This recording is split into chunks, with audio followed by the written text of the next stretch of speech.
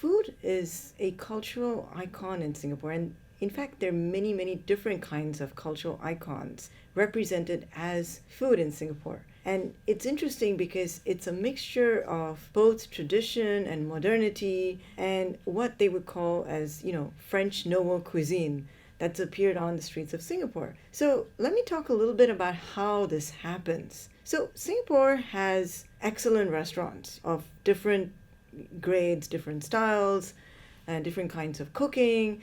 And I've always had a passion for food.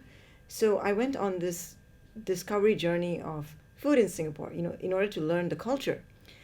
So first I started with, going to the various markets around the various HDB estates. These are hawker centers that have an interesting mix of Indian food, Malay food, Chinese food, and what they call the Western stall, which sells things like chicken chop and fried fish, very iconic Singaporean food dishes that have a blend of many cultures from around the world. For example, the British fish and chips, what it has become in the Singapore context. You may find that fish and chips sometimes may come with ketchup or it may come with sambal. Just shows you how beautifully things are blended here in so many ways. And then, of course, you can get very traditional Indian food like, the dosa in southern Indian shops, combined with more of a syncretic nasi lemak, in an Indian shop. And of course, the Malay food stalls have fabulous food from Malaysia and Indonesia. So it really got me thinking, what is this all about? And then the iconic chicken rice, right? So I said, okay, where does chicken rice actually come from? And I realized it's such a passion amongst Singaporeans to go looking for the best place of chicken rice that you can actually find. And this I hear from a lot of the local people who grew up here, that chicken rice is something that is very Singaporean, and it was created here in Singapore. You may not find something similar in other Southeast Asian countries or even China for that matter. So starting from my walks around hawker centers in and around HDB flats, which was of course very interesting. I learned so much about the local culture here and how people blend in and they try different things on different days. Well, the traditional hawker centers are going through a very interesting transformation. One is, of course, a lot of them are being rebuilt to look nicer and to have better amenities in the hawker center. At the same time, they're also adapting more of a nouveau style of cuisine. Like you will see the entrance of, pizzas and pasta coming into these traditional hawker centers. But at the same time, I noticed that Singaporeans have a passion to find traditional food. So they will want to go and look for that particular brand of chicken rice, or a particular brand of soya milk that somebody used to make perhaps 20 years ago, or a bak kut teh or a char kway teow, all the local favorites. So traditional food is certainly here to stay. I think it's going to continue to stay here, but it's also going through its own reinvention and adaptation. And interesting thing is that in hawker centers, people will often go and they want to try a food from a particular culture. So that's also where you see a lot of multiculturalism happening. Like you may find people of different cultures, of course, trying different things because a particular stall is famous for that. For example, if stall A is very famous for chili crab, right? You find people of all different cultures and wherever they're from, they would want to go for chili crab because that's a very Singaporean dish. Just like, mee siam is a very Singaporean dish as well. So people will go looking for that. Singaporeans have a very interesting concept of dinner versus supper.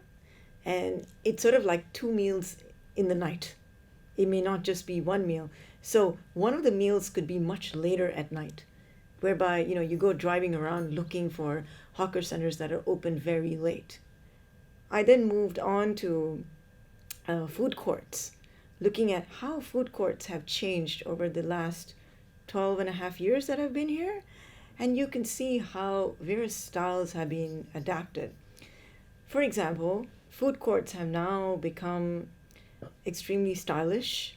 they don't just serve the traditional fare, but you find a lot of interest in sort of molecular gastronomy. You may find sort of a nitrogen infused cafe or something that does a selfie coffee.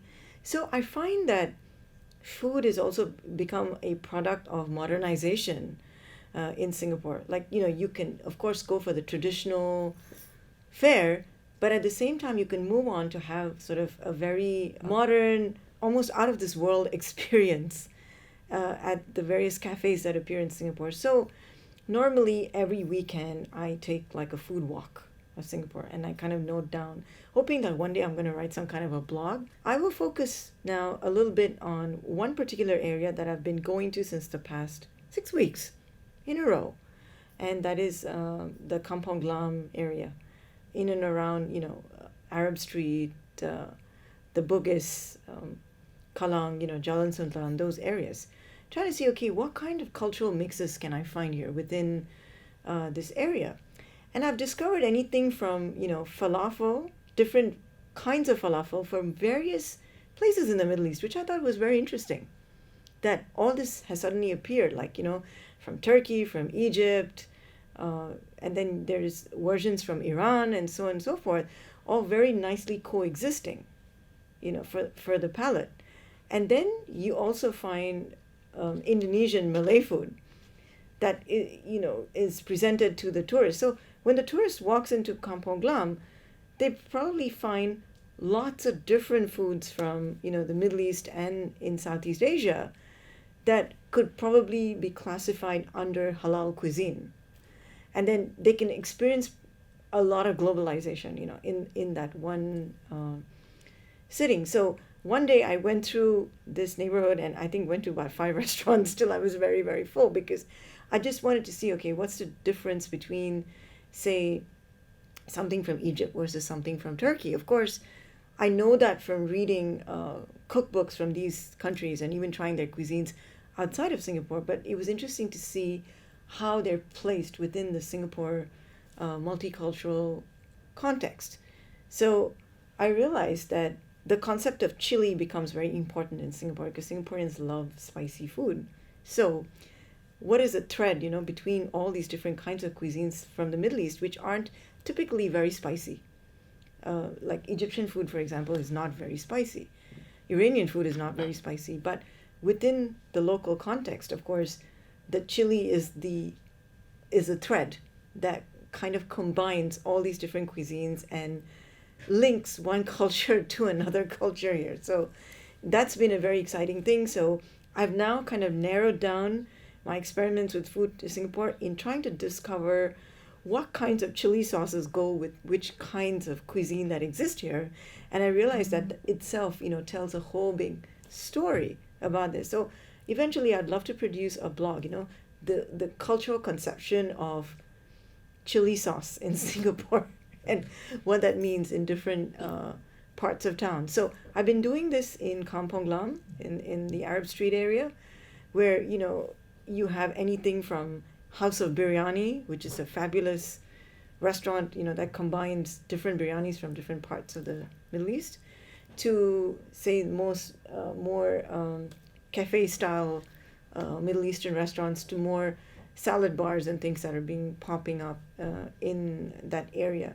And then of course the next one I will move on to is probably City Hall, and look at the bigger malls and see how multiculturalism is expressed through food in the malls, and see, just like I found chili sauce to be the underlying theme, if I can find other underlying themes. For example, the next one I'm going to do is the underlining Korean and Japanese theme in contemporary Singaporean cuisine, and how that speaks of globalization